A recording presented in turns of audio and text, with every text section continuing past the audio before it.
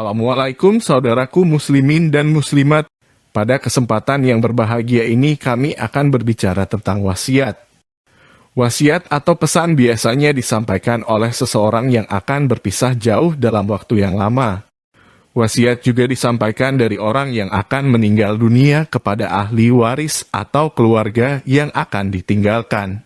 Sebagaimana kita ketahui, sebuah wasiat wajib dipenuhi atau dijalankan. Namun sebagai umat muslim, wasiat tidak harus dijalankan jika bertentangan dengan tuntunan agama Islam. Sebagai contoh di sini, wasiat minta disembelihkan hewan kurban sapi atau kambing untuk selamatan. Kalau kita lihat sekilas ini baik karena ada unsur sedekahnya. Namun yang menentukan di sini adalah niatnya dikaitkan dengan amalan yang tidak dituntunkan Rasulullah. Sebaiknya wasiat seperti ini tidak perlu dituruti, itu lebih selamat. Karena bisa terjerumus ke dalam amalan bid'ah. Untuk lebih jelasnya, mari kita tanyakan kepada Ustadz Ahmad Sukino berikut ini. Nama saya Sutrisno, seperti tadi malam juga sudah kami hadir di pengajian Pak Ustadz. Dalam kesempatan ini saya ingin bertanya masalah wasiat. Saya kebetulan 2 hari yang lalu ini ngomong-ngomong sama ibu saya itu kok keluar kata-kata wasiat dari ibu. Sehingga betul-betul saya perhatikan. Saya ada 2 saudara, yaitu saya itu yang pertama, kemudian saya punya adik perempuan. Kebetulan ini putra adik saya hari ini juga saya ajak ngaji di sini. Mudah-mudahan nanti setelah ada jawaban Pak Ustadz, dia bisa menceritakan kepada ibunya atau adik saya. Ya. Isinya begini. Cung, kemarin saya dengar pengajian dari Pak Yai. Nek anak kan kudu nurut karo wong tua. Iya, Bu, betul. Nah, saiki aku duwe wasiat, Cung. Ya wasiatnya apa, Bu? Besok nek aku mati tulung belehno sapi apa wedhus. Terus saya jawab, karena saya sering sekali mendengar tausiah dari Pak Ustadz bahwa wasiat yang tidak atau bertentangan dengan syariat jelas tidak perlu ditaati. Sudah saya jelaskan kepada ibu, tapi nampak-nampaknya ibu itu masih tidak marah, Pak. Enggak. Ya nek kowe gak gelem ya adikmu wae, Tin ini adik saya yang dimaksud untuk melaksanakan wasiat. Gini loh, Bu. Sebetulnya wasiat ibu saja sudah salah. Jadi mestinya ibu itu juga masuk dosa, wong wasiatnya salah. Lah yang laksanakan juga nanti jangan-jangan dosa loh, Bu. Ben wong adikmu gelem. Nah, ini saya enggak kamu tanya, beleke sapi itu untuk apa? Itu enggak ditanya. Untuk selamatan loh. Oh, ya. Untuk selamatan. Untuk selamatan. Jadi itu intinya. Lah, yang saya jadi beban saya itu, moral saya itu kan masalah wasiat orang tua ini. Ini mudah-mudahan Pak Ustadz bisa menjelaskan sehingga putranya adik saya juga kebetulan bisa mendengar, jadi nanti paling enggak untuk bahan cerita di rumah. Sekian Pak Ustadz, terima kasih. Wassalamualaikum warahmatullahi wabarakatuh. Waalaikumsalam warahmatullahi wabarakatuh. Jadi wasiat itu sebetulnya dianjurkan dalam Islam itu kalau orang mau meninggal dunia, dia orang kaya, mempunyai harta peninggalan yang banyak, itu disyariatkan supaya berwasiat tentang hartanya. Wasiat tentang harta itu pun, karena kalau tidak diwasiatkan, nanti semua diwaris. Nah, sebagian karena hartanya banyak, semua diwasiatkan apa untuk pembangunan, untuk gedung pengajian, untuk madrasah, untuk apa terserah lah yang bermanfaat. Itu pun tidak boleh lebih daripada 1/3 hartanya. Berwasiat itu tidak boleh lebih dari 1/3. Apalagi kok semua, pokoknya nanti kalau saya meninggal, rumah saya, sawah saya, tak wakaf ke semua untuk neng pengajian. Tidak boleh. Kalau mau mewakafkan sekarang mumpung masih hidup. Ya, sebab kalau kamu sudah mati kok wakafkan itu sudah bukan milikmu. Orang mati itu sudah mati, harta peninggalannya menjadi haknya ahli waris. Lah kamu memberikan bukan hartamu, wajar saja, no. Tak serahkan semua. So kalau tidak saya serahkan, saya tidak bisa pakai juga kan gitu kan. Nah, maka kalau memang kamu mau menyerahkan ketika kamu masih hidup. Kalau wasiat yang menyalahi tuntunan agama,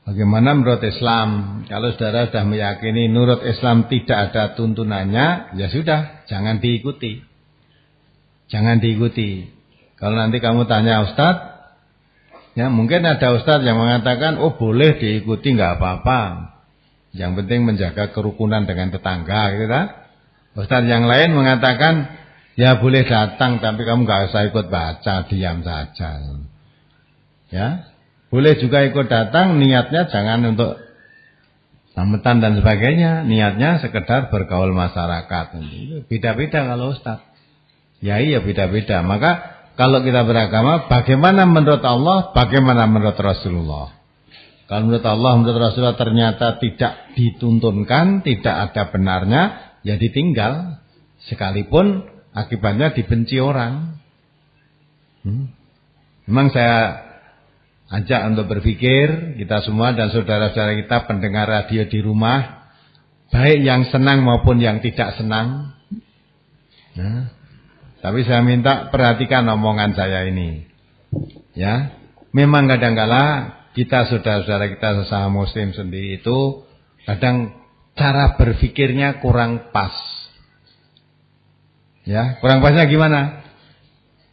Kalau ada orang Islam, dia sudah sholat 5 waktu rajin, ya jamaah di masjid ya rajin, malah kadang-kala puasa-puasa sunnah dikerjakan, di samping puasa wajib dikerjakan, sudah.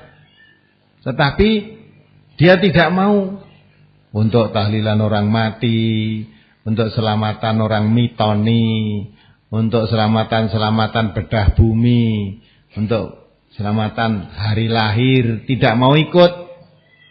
Itu kadang-kala dibenci, dikucilkan, dirasani, dicemooh. Padahal sholat ini.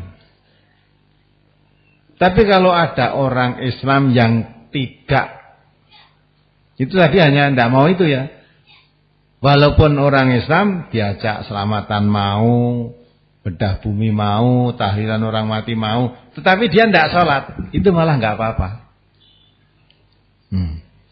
Jadi gampangannya wong Islam nek wis cetha nindakake dawuh Allah dengan Islam tuh, tetapi enggak mau kemusyrikan, enggak mau bid'ah, itu malah dicaci maki. Tapi orang yang melakukan suatu perbuatan kemusyrikan, mau melaksanakan selamatan yang jauh dari tuntunan Islam, sedang dia sendiri tidak sholat, itu malah tidak dimusuhi, malah diapii. Biarkan. Padahal mestinya orang Islam itu yang dianggap yang sah jadi orang Islam itu kalau orang itu sholat. Kalau tidak sholat bukan orang Islam. Ya. Nah perkara sesama Muslim, kamu sholat karena Muslim, beda pahamnya, beda pendapatnya, jangan kamu yang menghukumi, jangan kamu yang menilai, tapi nanti yang menilai adalah Allah. Karena setiap Muslim mestinya harus inna sholati wa nusuki wa mahyaya wa mamati lillahi rabbil alamin. Semua aktivitas hidup termasuk ibadahnya tadi hanya mengharap ridhonya Allah. Maka kalau ada orang yang tidak cocok amaliyahnya dengan saya, dengan kita, jangan kita cemooh. Bisa jadi dia malah yang betul di sisi Allah nanti. Nah, gitu kan? Nah, anehnya orang Islam itu begitu. Orang gelem kondangan, orang gelem tahlilannya dicaci maki. Ini ora gelem salat malah ora apa-apa. Mau salat ora gelem ya, dijak tahlil mintakan ampun orang yang mati. Ya pantasan minta ampun kamu sendiri yang tidak salat itu dosamu besar. Minta ampun pada Allah, lah kok malah njaluk ke ngapura wong mati. Lah kamu sendiri aja dosamu ora kena dihitung gitu kok. Ndak mau salat, ya. Nah, itu kadang, maka saya katakan kadang orang Islam itu berpikirnya kurang pas. Ya. Keyakinan kan tidak boleh dipaksakan. Tapi biarlah, memang itu resiko orang Islam itu sudah semaksimalnya kalau itu jelas tidak ada tuntunan dari Allah dan Rasulnya, tinggalkan. Resikonya apa? Apa dicaci manusia? Tidak dipedulikan, karena kita beraktivitas tidak ingin mencari pujian dan tidak takut karena celaan. Maka orang mukmin itu kata Allah wala yakhafuna laumata laim, tidak takut dengan celaan-celaan orang yang suka mencela. Baik, Bapak-bapak, Ibu-ibu dan saudara, mari kita akhiri. Alhamdulillahirrahmanirrahim. Subhanakallahumma wa bihamdika asyhadu an la ilaha illa anta astaghfiruka. Assalamualaikum warahmatullahi wabarakatuh. Demikianlah saudaraku pembahasan kita pada pertemuan kali ini, yaitu tentang wasiat dari orang yang akan meninggal dunia yang tidak perlu dipenuhi atau dijalankan, karena tidak sesuai tuntunan Nabi Muhammad. Semoga menambah hasanah keilmuan kita sehingga terhindar dari amalan bid'ah. Wassalamualaikum warahmatullahi wabarakatuh.